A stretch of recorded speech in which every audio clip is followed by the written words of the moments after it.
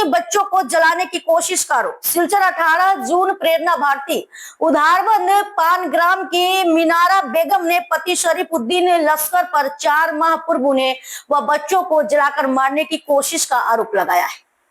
मामला दर्ज होने के बावजूद अब तक कोई गिरफ्तारी नहीं हुई। पीड़िता इटखला घनियाला में बच्चों संग किराए के घर में रह रही है और जान को खतरा बता रही है।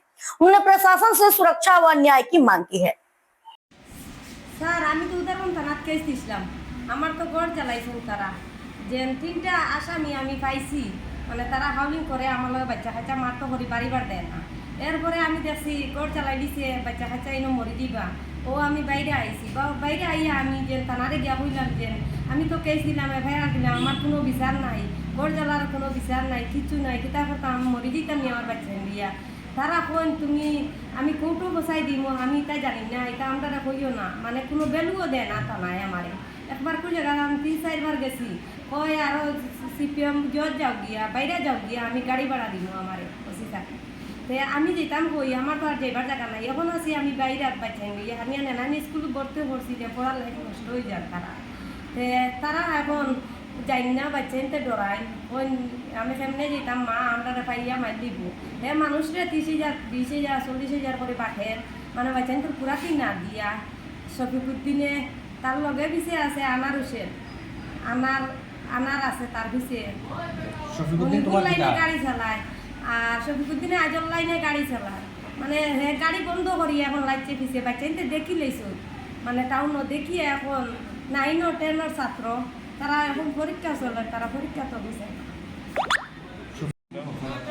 আমার নাম আজিদা বেগম লস্কর। আচ্ছা, আমরা বাড়িঘর উদারবন পানগেরা ফাঁটি স্টার বাড়িটা আমরা কিছু কদিন আগে আমরা ঘর বানায় বাড়ি লইয়ে গেছি, গিয়া দেখি বেজান মানুষ আমরা লোক জমি লাগাই দিচ্ছে।